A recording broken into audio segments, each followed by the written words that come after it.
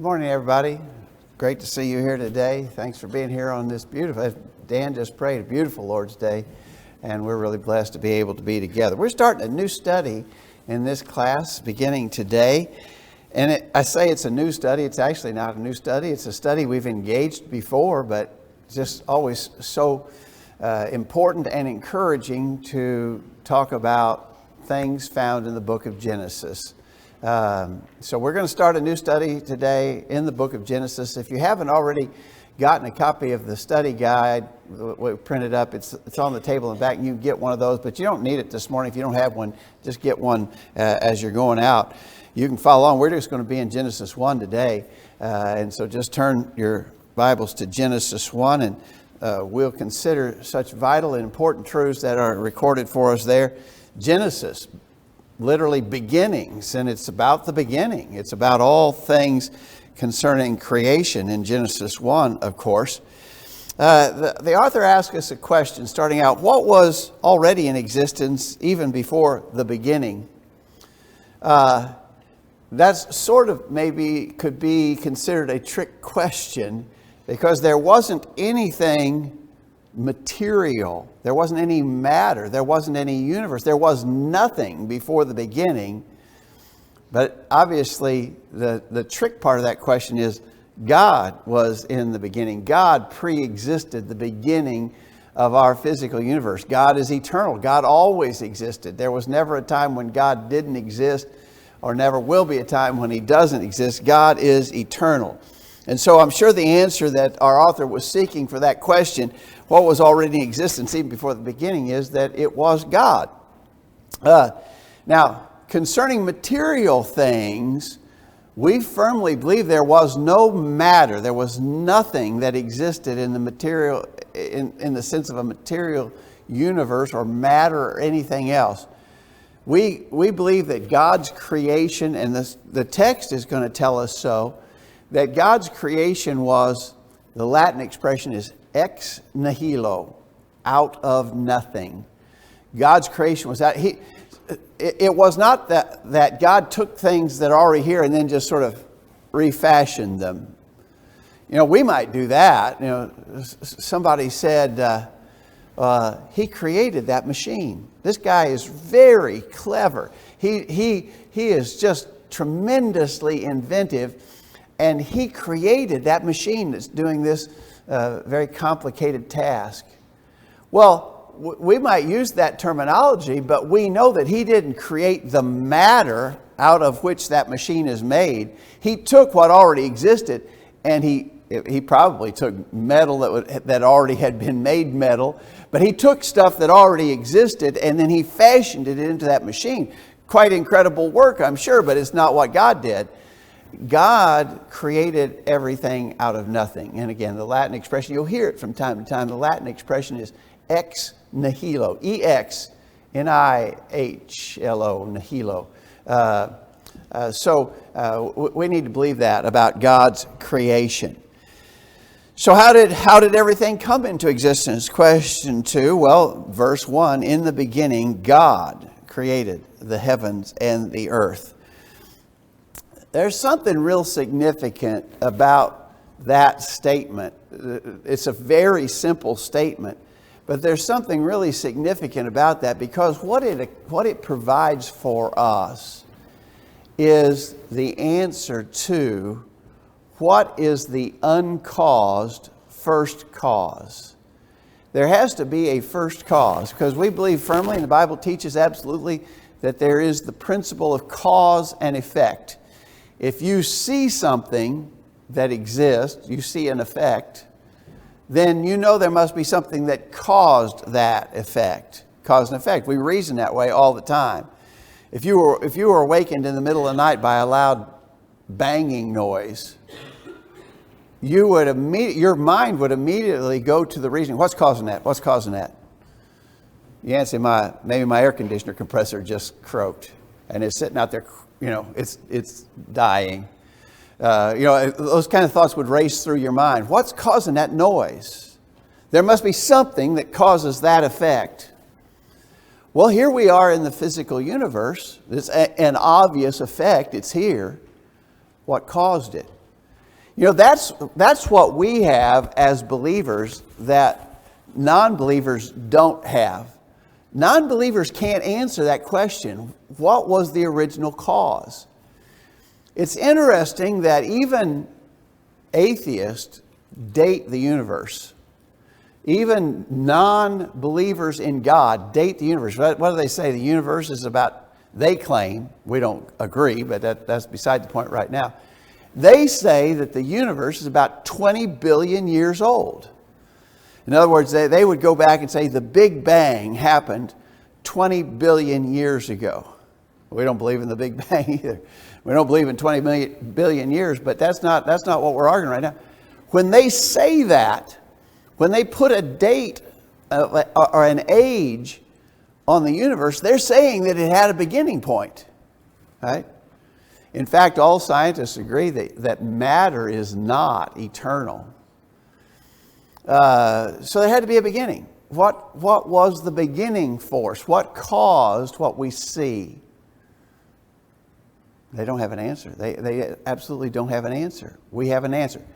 We believe there is an uncaused first cause, which is God. We believe in God. God brought all things into existence. The atheist has no explanation for what brought all of matter into existence. There's a lot of ways we could, and we might want to do that at some point here, argue about the age of the universe. There's a lot of things that argue that the universe couldn't be nearly as old as false science tries to predict that it is. I mean, and we've studied before about the young Earth and the young universe. And we really think the universe is young. There's plenty of signs of it's young. There's a lot of scientific proof that the universe is young. And we don't necessarily have to go into that at this point. But the thing we're discussing here is how did it come into existence? And we've got God. We've got God as an explanation. Anybody got a thought on that? Any thoughts or comments? All right. So question 3 says, what was the original condition of the earth? Well, verse 2 says, the earth was without form and void, and darkness was upon the face of the deep, and the Spirit of God moved upon the face of the waters. So originally, when God brought things into existence, He had not fashioned it yet into the final form that it would be in. So verse 2 suggests matter now exists, but without form. And so it had not been brought into its finished state. But that begins immediately in verse 3. First thing God created was light. God said, let there be light, and there was light. And God saw the light that it was good, and God divided the light from the darkness, and He called the light day, and the darkness He called night, and the evening and the morning were the first day. All right, there's some interesting things about God creating light.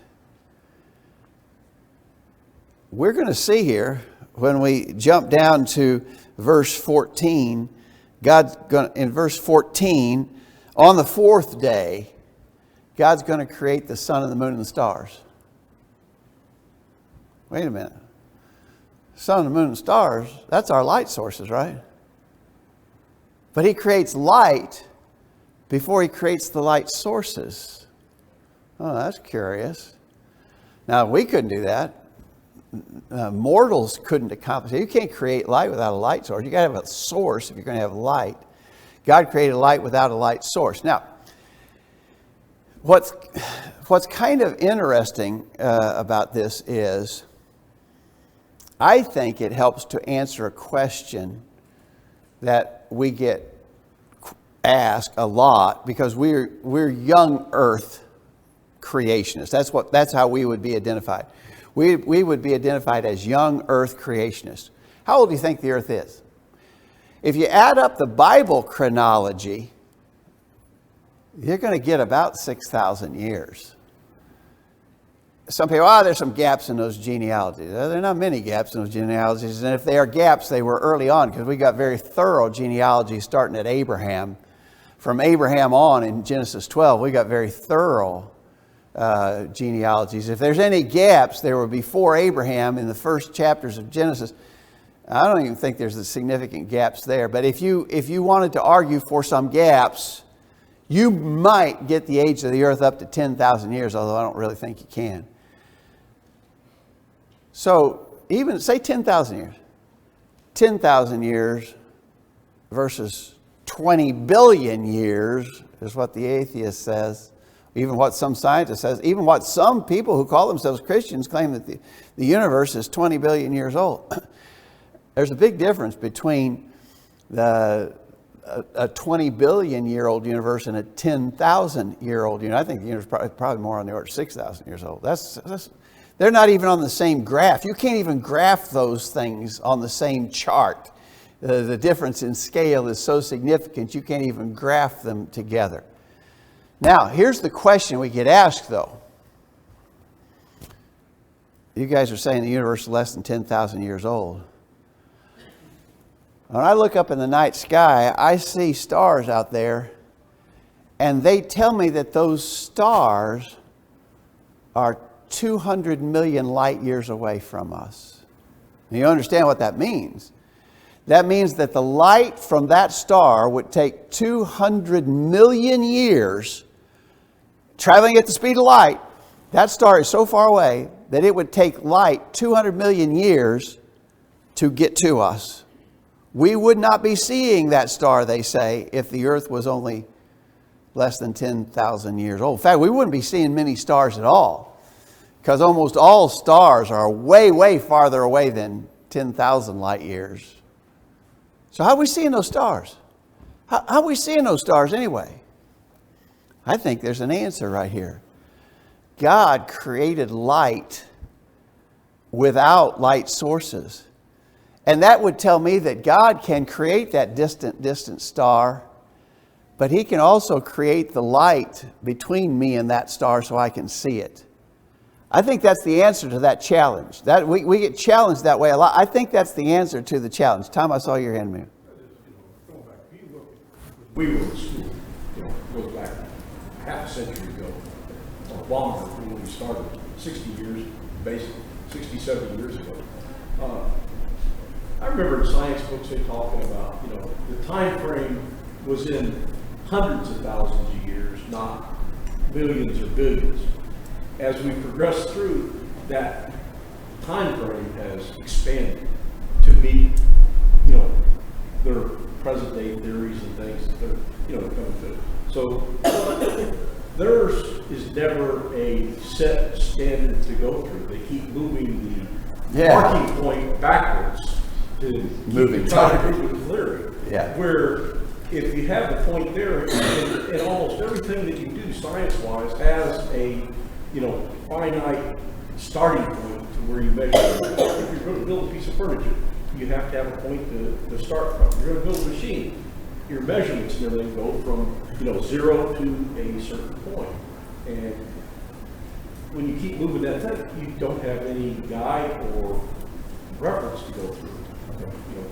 We sort of use that 186,000 miles per second as a guide to measure everything. And even with that, our sun, it'd take us 9 minutes to a little over, give or take, if it went out for us to know about it.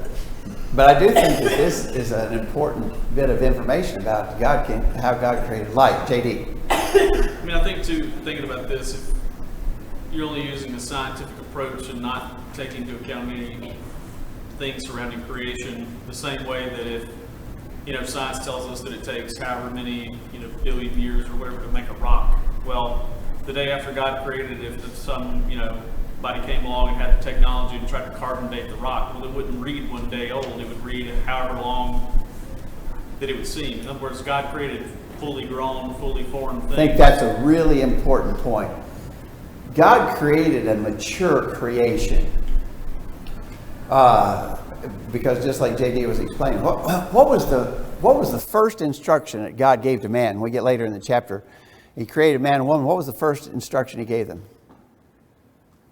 Be fruitful and multiply, right? He didn't create a baby. He created a full-grown man and woman. And his immediate instruction to them was be fruitful and multiply.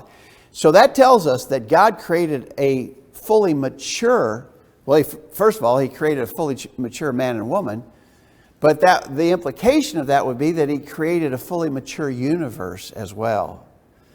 And so he created a universe with an appearance of age because he created it in a mature state. And so you got to take that into consideration too. That would help explain this light question and a lot of other things.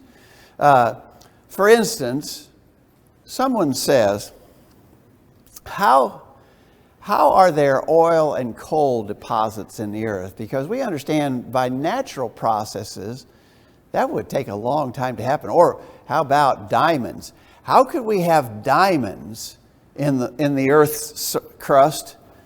Because diamonds take forever to form, right? So you got to form the carbon deposits like coal, but then you need a lot of intense heat and pressure to cause those carbon deposits to become diamonds. How do we have diamonds? If the earth is young, how do we have diamonds? Well, again, I think this goes to the point J.D. was making. God created a mature universe. And so it's very first of all, it's very possible that he created those things already in place. Oil and coal and gas and diamonds and everything else. I think a very simple explanation is that he could easily have created all those things in place.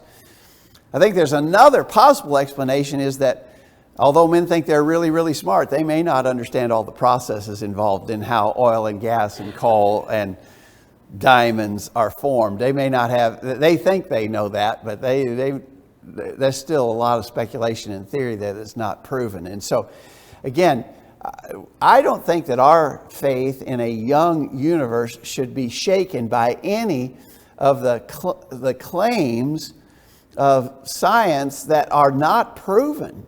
There's a lot of speculation in science. The problem, of course, is that in our media, these things are reported as factual. Oh, we just found a fossil in Africa. It's a pre-ancestor of the human race. And the bones are 4 million years old. I don't know. And that's reported as absolute fact. Whenever that sort of thing comes along, that's reported as absolute fact. And it's not. That's just their guess. And they're taking a lot of assumptions as the foundations of those guesses. Don't let your faith be shaken in a young earth, a young universe, by the unsubstantiated claims of science. Dan?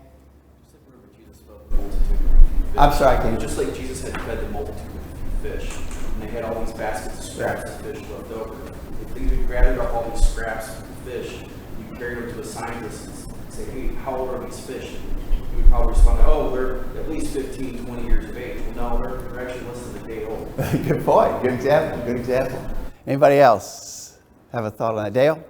They have all these theories, but they don't have any proof backing up what they're saying. Just like measuring this light with these light, how are they going to check it? Yeah. There's no. Well, way. of course, there's a lot involved in that. But how do you, if you don't know the distance to something, how do you, in other words, if you were in the artillery, in the army, and you want to hit a target that's 10 miles away with an artillery shell, the way you accurately measure that distance is what's the expression? Triangulate, right? You triangulate. And so I have a point here and a point here. And so basically I draw a triangle between the 2 points that I know and the point that I'm aiming for. And so I triangulate, and I can come pretty close to anticipating that distance by triangulation. Okay, so we're going to try to triangulate how far it is to this star out here. You know what the problem with that is? The base of our triangle is so tiny that you can't get a reliable reading on it, because you can't triangulate, because you can't get 2 points far enough away here to draw a triangle to that point that's millions of miles away. And so they're just guessing. They're extremely just guessing. Dale?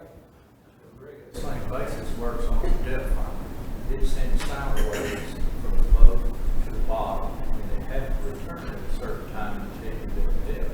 But like you said, if that was millions and billions of light years away, we don't have enough time for that. We can't send it out there and wait for it to come back. We don't have time to wait. Exactly right.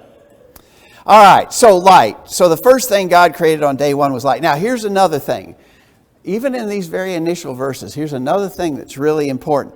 Did you notice that he said there in verse 5, the evening and the morning? So he separated the light from the darkness, verse 4, and he called the light day and the darkness night, and the evening and the morning were the first day. So there was a period of light followed by a period of darkness, and it was called a day. What do we call a day? A period of light followed by a period of darkness we call a day, right? Actually, the Hebrew word here is the word we would use for a 24-hour period, a period of light followed by a period of darkness.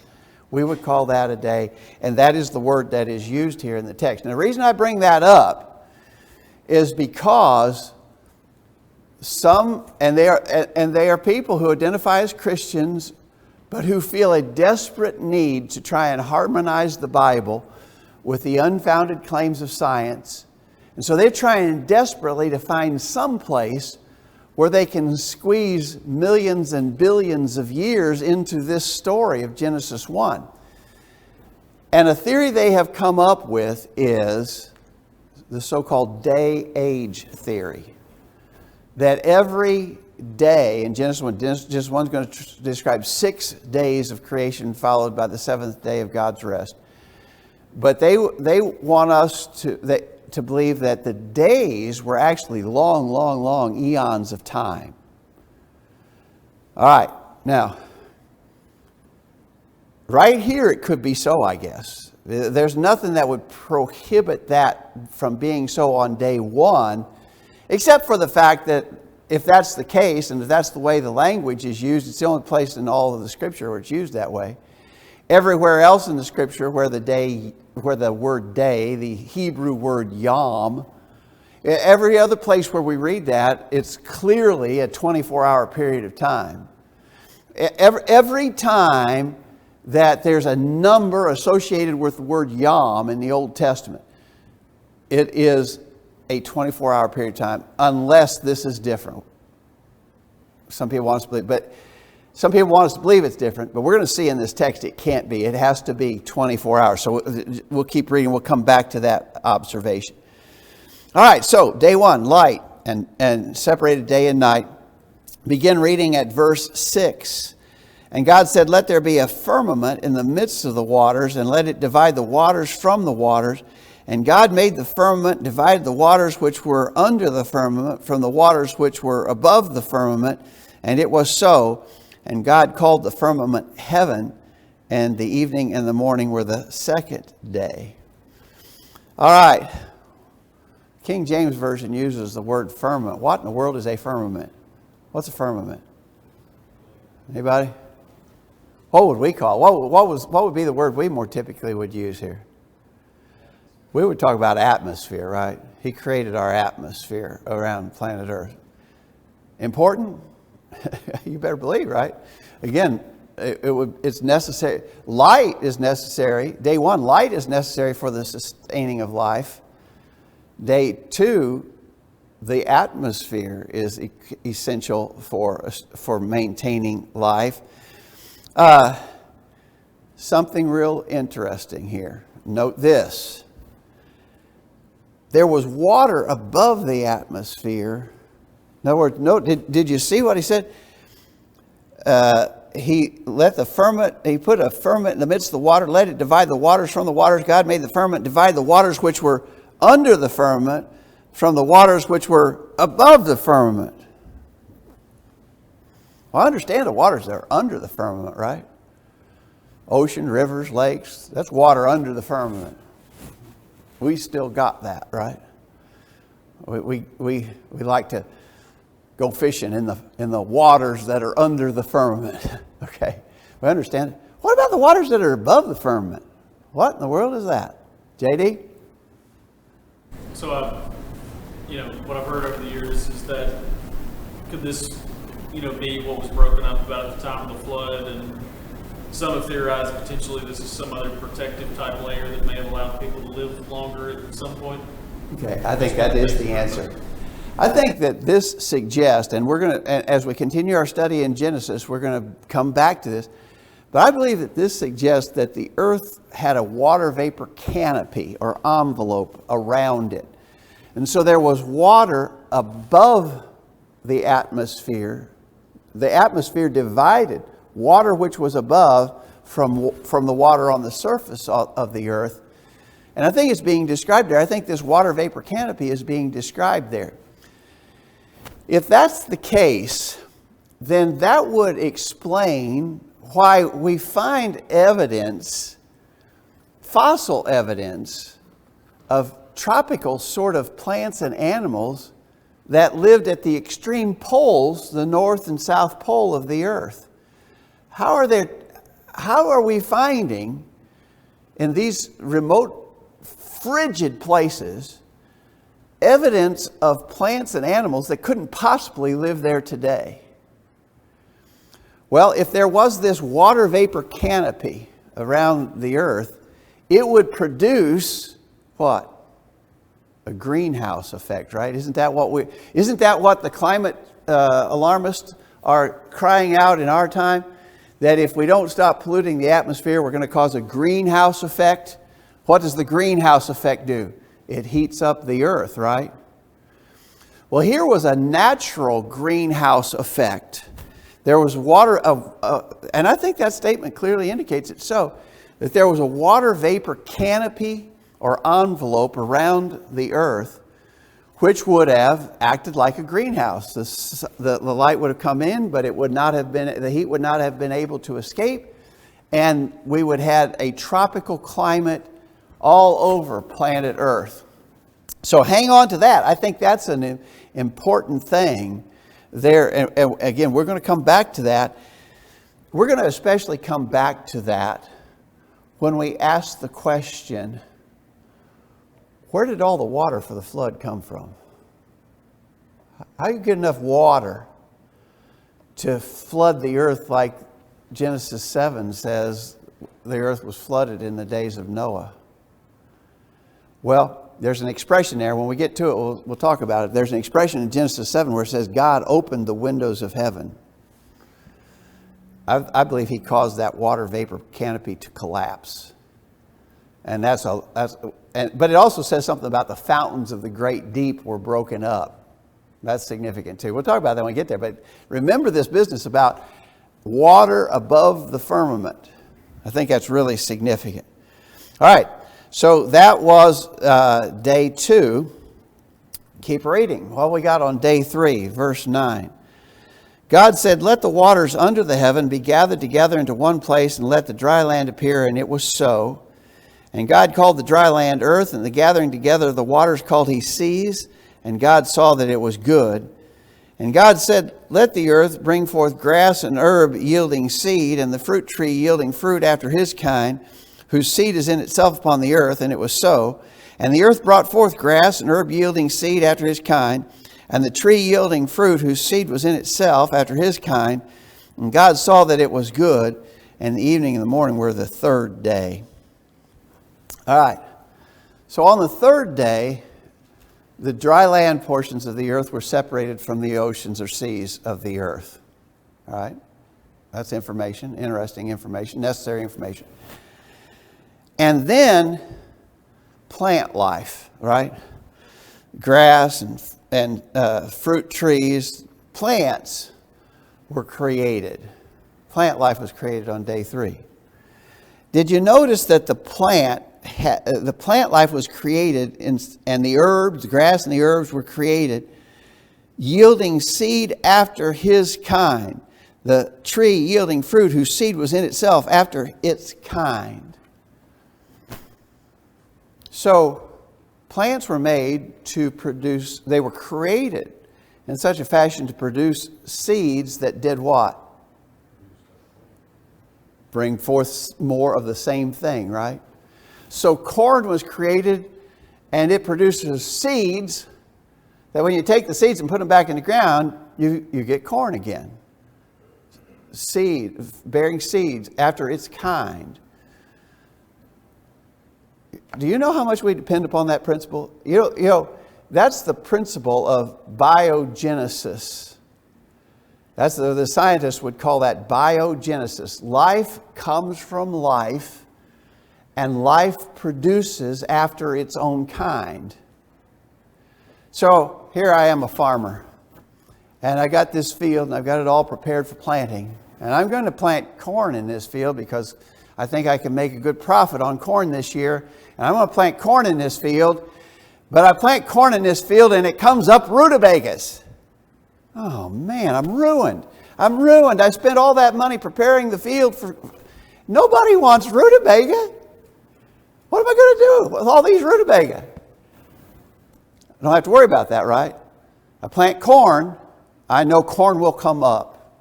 In fact, very specific kind of corn will come up, you know. So they now fashion all these hybrids. And so I can plant a specific kind of corn that's good for exactly what I want it to do.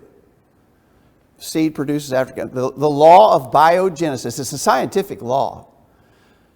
And all scientists believe this, that life, two parts, life comes from life, living things produce after their kind. Now, think about this. I want to repeat, all scientists, every scientist without exception believes in the law of biogenesis. But then they come along and tell us about evolution. What does evolution claim? Evolution claims that at some point, they don't know how or when, at some point, non-living matter sprang to life. Life came from something not living. So life came from something non-living, but it was only just a tiny little single-cell organism, right? But then that cell began to grow and multiply and divide, and then it mutated and changed and altered. It evolved. And now all the millions upon millions of life forms that we have on planet Earth came from that single living cell. Oh, wait a minute. What's that require? Things didn't produce after their kind. They produced different kinds over and over and over and over and over, zillions of times. Things did not produce after their own kind. They produced different kinds. The theory of evolution is in gross contradiction to the known accepted scientific law of biogenesis. All scientists believe in biogenesis, but then they come along and tell us that they want to believe in evolution too. You can't believe in both things. You can't believe in evolution and claim that you believe in the law of biogenesis. Dale? Corn evolved where it grows rutabagas. What would happen? There would be no corn. The corn would go away if they did that, right? So I think that's... some of us have talked plenty of times in the past about this, but I really think that there's a time coming, I don't think it may be that far off in the future, where even atheistic scientists are going to abandon the theory of evolution. The theory of evolution is just so unscientific. It is absolutely unscientific. And I think there's a point coming wherein even, and again, I don't believe that means they'll turn to believing in God, but they're going to believe in something else. And I'll tell you what, this may sound crazy, but I think we're seeing some hints of it even in some scientific literature these days. They're going to believe in aliens. Evolution doesn't work, so how do we explain how we got here? Well, aliens came and colonized us here on planet Earth. I think they're going to that. Richard Dawkins, who's a famous atheistic scientist, has even said he believes that. So, that doesn't solve the problem. That doesn't solve the problem because all that does is move the problem back one generation. Where did the aliens come from, right? So that doesn't solve it may be their explanation for how we got here. How did the aliens get to where they are? That's another problem, but that's craziness. Tom? Well, one, they'll do that. They won't believe who, is an extraterrestrial, by all definitions.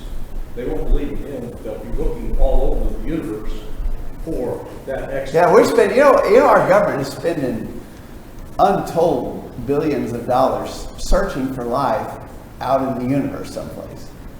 And again, we hear these crazy reports. We received a radio transmission from a distant galaxy, and we wonder what caused it. I don't know. I don't know what caused it. There may have all kinds of natural causes for radio signals, but they're desperately trying to find that because, again, I think it goes to the idea of trying to explain away God.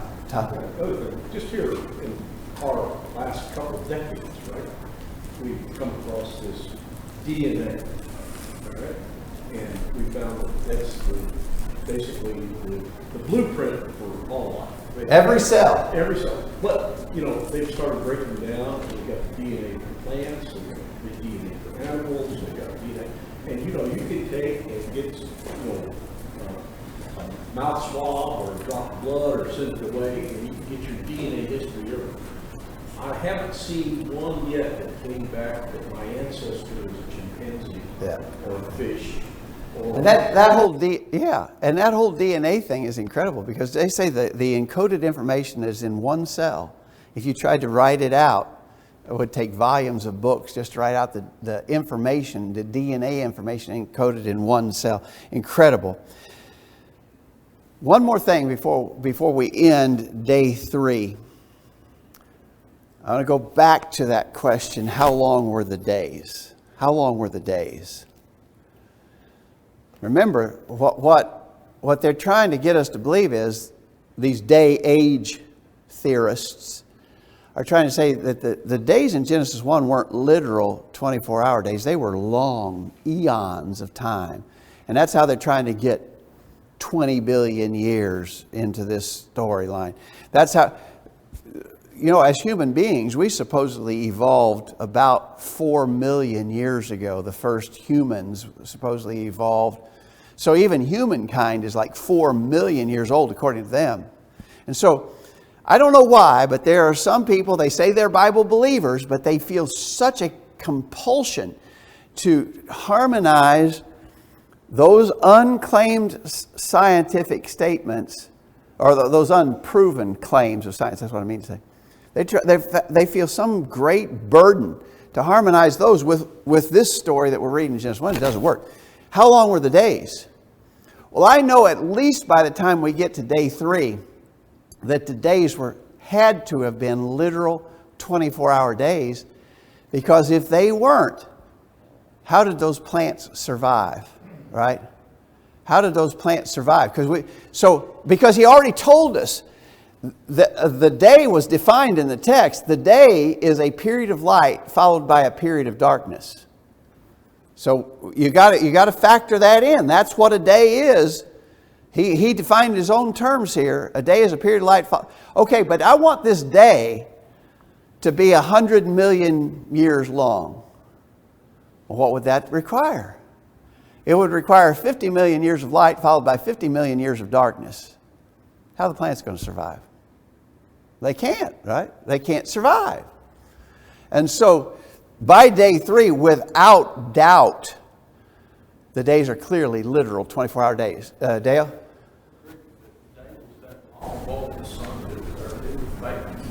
It'd burn up one side and freeze the other side. Exactly right. Now, but here's what's interesting. This exact same, in the Hebrew, it is the exact same expression. The evening and the morning were the third day. That's the same expression. Evening and morning were the first day. Evening and morning were the second day. Evening and morning were the third day. He's using the same expression for, and by day 3, there's no doubt that these have to be literal 24-hour days. Okay, now, one more thing. We're just about out of time. So somebody says, maybe it was a day, and then there was a long period of time before the next day. So it was days, it was 24-hour days. And so there was a particular 24-hour day upon which he created the plants.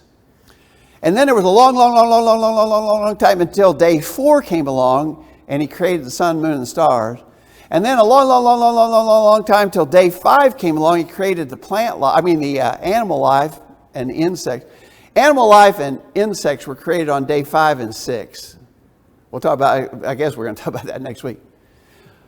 What's the problem with that idea? That's called, by the way, that's called the gap theory. Again, that's another false way in which they're trying to get the long age of the earth in here.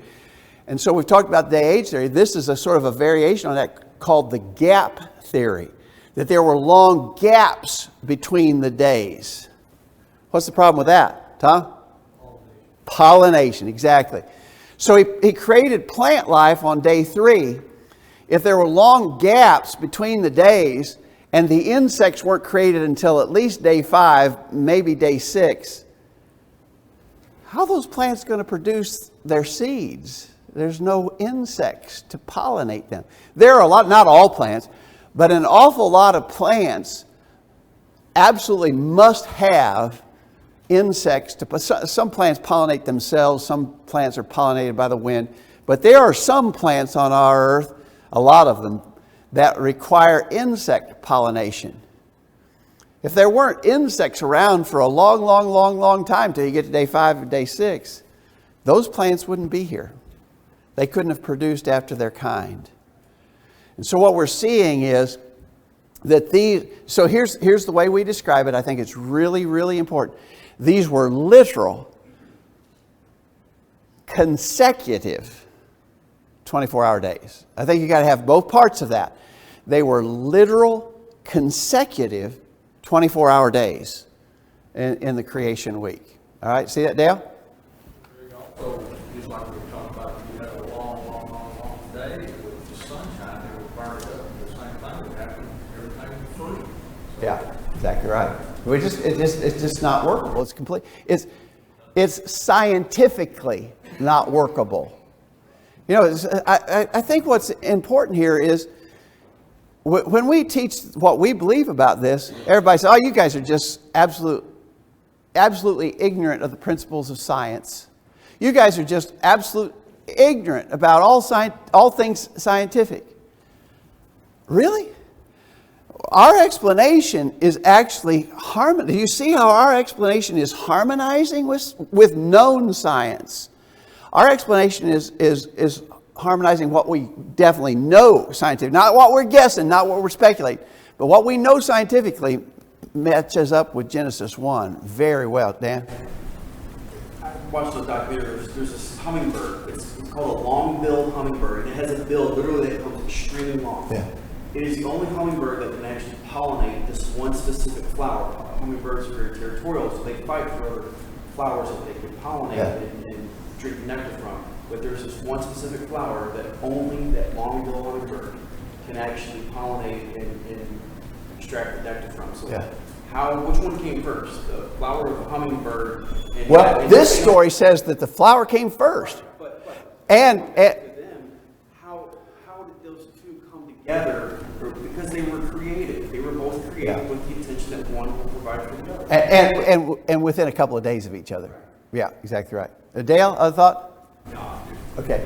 All right. That's a good place to break. Great. I think such great, important information here in Genesis 1. We'll continue our discussion next week, Lord willing.